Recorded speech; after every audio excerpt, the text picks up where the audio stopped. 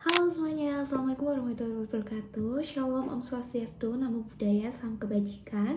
Apa kabar semuanya? Semoga baik-baik saja. Di sini nama saya Kalisa Farasriskiana dengan NIM V8424047 dari kelas A Prodi D4 Pemasaran Digital. Di sini saya akan mempresentasikan IMC Plan dari brand Maxim yang telah saya tulis di dalam dua kertas HVS dan telah saya buat dalam bentuk PPT. Nah, kita langsung aja masuk ke materi yang pertama, tapi sebelumnya kita harus kenalan dulu apa itu Maxim. Maxim merupakan perusahaan layanan transportasi secara online yang menyediakan berbagai jasa dalam satu aplikasi, seperti pengiriman barang, transportasi, kargo, makanan, atau yang lain-lainnya. Setnya yaitu ada executive summary dari Maxim, di mana kita akan masuk dalam tujuan memposisikan Maxim sebagai layanan ojek pilihan utama di Indonesia dengan meningkatkan brand awareness, loyalitas pelanggan, dan engagement digital. Yang kedua yaitu strategi kuncinya, kita akan menggunakan kampanye digital yang kreatif dan terintegrasi, memanfaatkan sosial media, menggunakan influencer, menggunakan public relation untuk konsistensi dari brand message. Karena kita juga memiliki harapan agar meningkatkan market share sebesar 15% dalam jangka waktu 6 bulan dan meningkatkan engagement media sosial sebesar 25%. Dalam executive summary tadi, kita sebenarnya adalah fokus utamanya yaitu untuk membangun kepercayaan ataupun brand trust dan loyalitas pengguna generasi produktif di antara usia 18 sampai 35 tahun. Selanjutnya yaitu ada marketing research. Di sini kita ada dua, yaitu consumer research dan communication research. Di mana consumer research yaitu melihat motivasi konsumen Indonesia terkait layanan ojek online dan dapat memahami perilaku serta preferensi konsumen. Di situ pastinya ada pertanyaan, itu bagaimana penggunaan aplikasi Maxim dalam keseharian. Itu apa alasan konsumen pilih Maxim daripada yang lainnya? Tantangan apa saja yang akan dihadapi ketika menggunakan ojek online? Kedua yaitu communication research. Kita akan menganalisis landscape pasar Indonesia termasuk tren kompetisi, urusan pasar dan peluang pertumbuhan. Ada beberapa pertanyaan, yaitu yang pertama, saing utamanya Maxim di Indonesia dan bagaimana pangsa pasar mereka? Bagaimana regulasi pemerintah terhadap program layanan ojek online? Itu apakah tren pertumbuhan ojek-ojek dalam kota-kota besar?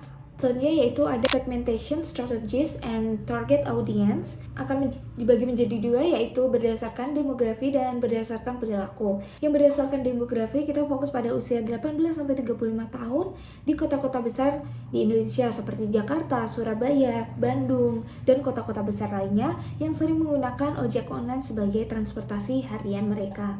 Yang kedua yaitu berdasarkan perilaku, di mana kita fokus pada pelanggan yang sering memesan untuk layanan VIP ataupun layanan prioritas serta pengiriman yang prioritas. Selanjutnya kita masuk di buyer persona. Di sini saya mencontohkan saya sendiri. Saya juga termasuk konsumen yang sering menggunakan ojek online. Usia saya 20 tahun, demografinya mahasiswi Surakarta dengan pendapatan 1-2 juta per bulan dan ditambah dengan side job yang saya miliki.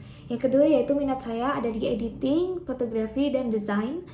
Yang ketiga yaitu kebiasaan saya yaitu menggunakan aplikasi Gojek 2-5 kali satu minggu, biasanya untuk pergi ataupun membeli makanan.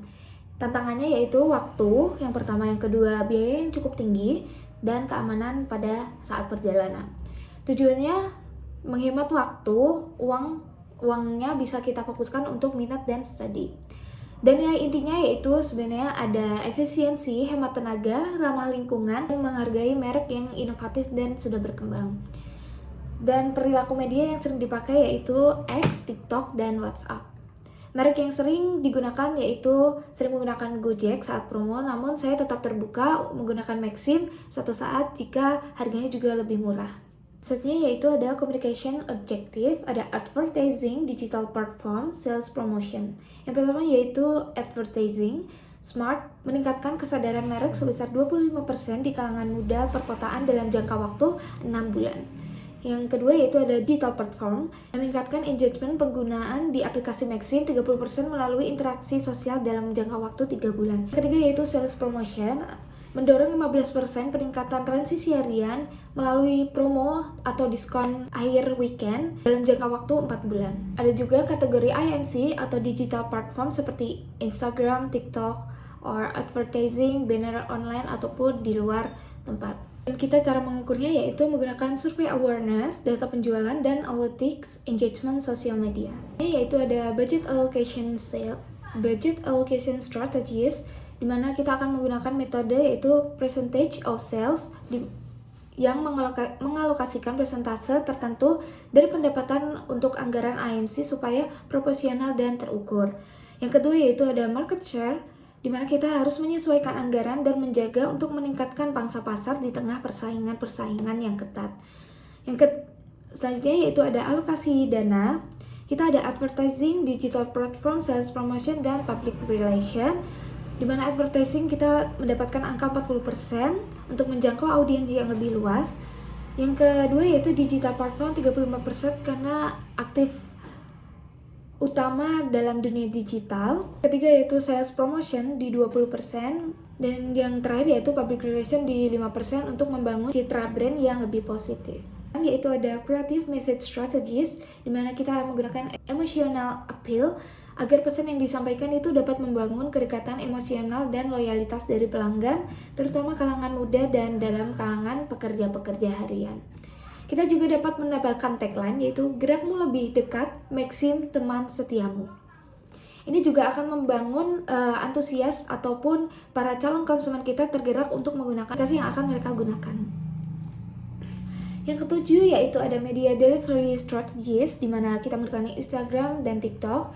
Itu adalah digital platform untuk target audiens yang lebih muda, karena banyak sekali anak-anak muda yang menggunakan dua aplikasi tersebut. Kita juga bisa menggunakan TV ataupun billboard, atau bisa disebut legacy media untuk awareness yang masif.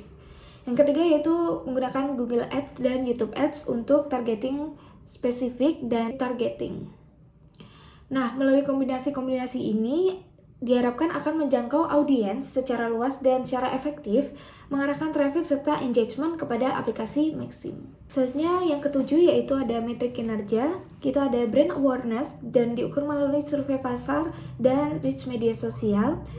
Engagement rate melalui interaksi sosial media seperti like, comment, ataupun share. Yang ketiga yaitu ada conversion rate, di mana kita akan menghitung jumlah pengguna baru dan transaksi via dalam aplikasi Maxim.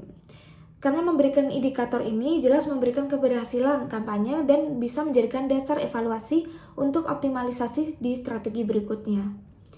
Nah, yang terakhir yaitu performance metrics, di mana kita akan meng-reach dan impression rate untuk mengukur jangkauan audiens melalui kampanye digital, menggunakan aplikasi download ataupun transaction rate untuk menilai efektivitas promosi dari konversi, dan yang terakhir yaitu engagement rate atau ER untuk melihat interaksi konten dan loyalitas dari audiens. Sekian presentasi dari saya, selebihnya mohon maaf. Wassalamualaikum warahmatullahi wabarakatuh. Bye.